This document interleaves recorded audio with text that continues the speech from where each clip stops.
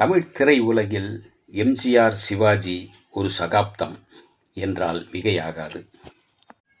ராஜகுமாரி படம் வெளிவந்த பின் எம்ஜிஆர் அவர்களின் திரைப்பட வளர்ச்சி பிரமிக்கத்தக்க வேகம் கண்டது. மருத நாட்டு இளவரசி, மந்திரி குமாரி, சர்வாதிகாரி, மர்மயோகி போன்ற படங்கள் அடுத்தடுத்து வெளிவந்து அவருக்கு செல்வாக்கையும் புகழையும் உயர்த்தியது. இடையில் ஒரு சிறு தொய்வு. அந்த நேரத்தில் எம்ஜிஆர் அவர்களுக்கு ஒரு வெற்றி படம் மிக அவசியமாக தேவைப்பட்டது. இந்த சமயத்தில் அவருக்கு கை கொடுத்து உதவிய படம்தான் மலைக்கள்ளன்.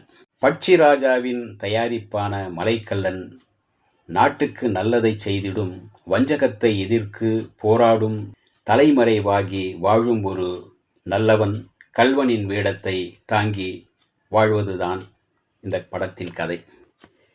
நாமக்கல் கவிஞர் கதையை எழுதியிருந்தார். ஆனால் இதை ஒரு வெற்றி படமாக்க நல்ல திரைக்கதை அமைத்து வசனம் எழுதி தர கலைஞர் கருணாநிதி அவர்களை அழைத்தார் தயாரிப்பாளர் ஸ்ரீராமுலு நாயுடு அவர்கள். மலைக்கள்ளன் தன்னுடைய நண்பர் எம்ஜிஆர் நடிக்கும் படம் என்பதால் மலைக்கள்ளன் கலைஞரின் வசனத்தால் மெருகேறியது. திரைப்பட உலகில் எம்ஜிஆர் அவர்களுக்கு மறுவாழ்வு கிடைத்தது இந்த படத்தின் மூலம் என்றாலாம். அதாவது இந்த படத்தின் மாபெரும் வளர்ச்சி அவரை வசூல் சக்கரவர்த்தியாக உயர்த்தியது. அதற்கு பிறகு அவர் ராஜநடை போட்டு திரை உலகில் மன்னாதி மன்னனாக உயர்ந்து கொண்டே போனார். அவரது சரித்திரத்தில் சறுக்கே பிறகு வரவில்லை. அதே போல சிவாஜி கணேசன் அவர்களின் அறிமுகம் படம் பராசக்தி. தொடர்ந்து அவர் நடித்து வெளிவந்த படங்களில் ஒரு சிலவற்றை தவிர பெரும்பாலான படங்கள் பாலும் பழமும், பாசமலர், பாவ மன்னிப்பு, அமரதீபம் போன்றவை மாபெரும் வெற்றி பெற்ற படங்கள். பிரமிக்கத்தக்க வேகத்தில் மின்னலை போல சிவாஜி அவர்களும் வளர்ந்தார்.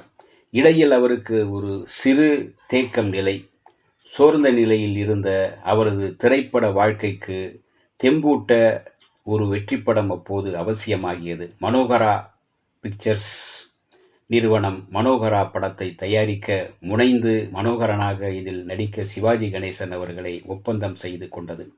இந்த பிரம்மாண்ட தயாரிப்புக்கு திரைக்கதை வசனம் அமைத்திடும் பணியை கலைஞர் கருணாநிதி அவர்களை அழைத்து அவரது திறமை மிக்க கரங்களில் ஒப்படைத்தனர் தயாரிப்பாளர். மனோகரா படம் வந்தது, மாபெரும் சரித்திரம் படைத்தது. சிவாஜி கணேசன் அவர்களை மீண்டும் ஒரு உயர தூக்கி கொண்டு போய் நிறுத்தியது மனோகரா. மனோகரா சிவாஜி கணேசன் அவர்களின் திரை உலக வாழ்க்கைக்கு புது தெம்பூட்டியது. அதே போல மலைக்கள்ளன், மனோகரா இரண்டும் மகத்தான வெற்றி படங்களாக அமைந்தன. எம்ஜிஆர், சிவாஜி கணேசன் இருவரும் திரைப்பட வாழ்க்கையில் திருப்புமுனை அமைத்த படங்கள் இவை. எம்ஜிஆர் புகழ்பெற்ற நடிகராக வளர்ந்த பிறகு சொந்தத்தில் படங்களை எடுக்க ஆரம்பித்தார். எம்ஜிஆர் பிக்சர்ஸ் நிறுவனத்தை துவக்கி நாடோடி மன்னன், அடிமை பெண், உலகம் சுற்று வாலிபன் ஆகிய படங்களை தயாரித்து வெளியிட்டார். அதேபோல சிவாஜியும் சிவாஜி பிலிம்ஸ் நிறுவனத்தை ஆரம்பித்து புதிய பறவை, வியட்நாம் வீடு போன்ற படங்களை தயாரித்து வெளியிட்டார். எம்ஜிஆர் பெயரில் மன்றங்கள் அவரது ரசிகர்களாக வளர்க்கப்பட்டது போலவே சிவாஜி கணேசன் அவர்களுக்கும் ரசிகர் மன்றங்களை ஆரம்பித்தார். இருவரின் மன்றங்களின் வாயிலாக விழாக்கள், மாநாடுகள் நடத்தப்பட்டன. நற்பணிகள் பலவற்றோடு இணைக்கப்பட்டன. பின்னர் அரசியலில் இருவரும் தீவிரமாக முனைப்போடு ஈடுபட்ட போது இந்த மன்றங்களும் அரசியல் சார்புடையதாக ஆக்கப்பட்டு அரசியலில் அவர்களுக்கு உதவியாக நின்றன. எம்ஜிஆர், சிவாஜி கணேசன் இருவருமே தங்கள் தாயிடம் அளவற்ற பக்தியும் பாசமும் கொண்டிருந்தார்கள். வறுமை கோட்டின் எல்லையில் இருந்து வாழ்க்கையில் மிக உன்னத நிலைக்கு வந்த நிலையிலும் தங்கள் தாயை தெய்வமாக போற்றினார்கள். தனது அன்னையின் பெயரில் படப்பிடிப்பு நிலையம் நிறுவி சத்யா ஸ்டுடியோ என்று எம்ஜிஆர் பெயரிட்டார். சிவாஜி கணேசன் தனது தாயின் பெயரில் ராஜாமணி பிக்சர்ஸ் என்ற படக்கம்பெனியை ஆரம்பித்து படங்களை தயாரித்து வெளியிட்டார். தன்னுடைய ராமாவரம் தோட்டத்து மாளிகையில் எம்ஜிஆர் தன் அன்னைக்கு என்று ஒரு ஆலயம் ஒன்றை எழுப்பினார். தனது இல்லத்தில் ஓர் அறையில் தாயார் ராஜாமணி அம்மையாரின் திருவுருவ படத்தை வைத்து அதையே கோவிலாக்கி இருக்கின்றார் சிவாஜி கணேசன். எந்த ஒரு புதிய முயற்சியையும் காரியத்தையும் ஆரம்பிக்கும் முன்பு இந்த இருவரும் எம்ஜிஆர், சிவாஜி தங்கள் தாயை வணங்கி ஆசி பெற்ற பின்புதான் அதில் ஈடுபடுவார்கள்.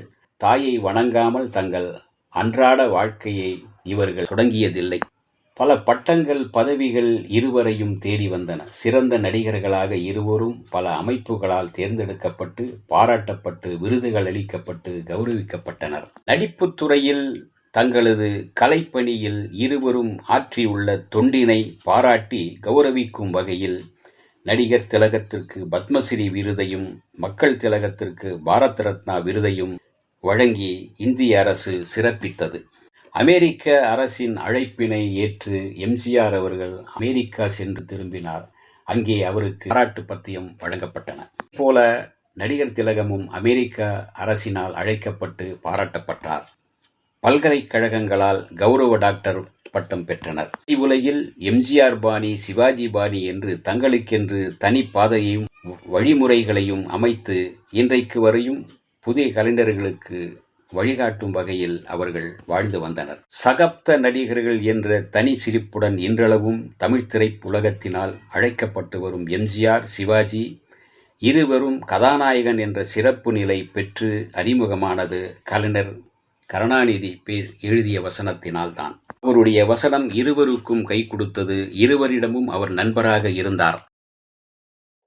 இந்த வீடியோ உங்களுக்கு பிடிச்சிருந்தா லைக் பண்ணுங்க, ஷேர் பண்ணுங்க, கமெண்ட் பண்ணுங்க, சப்ஸ்கிரைப் பண்ணுங்க, மறக்காம பெல் ஐகானை கிளிக் பண்ணுங்க.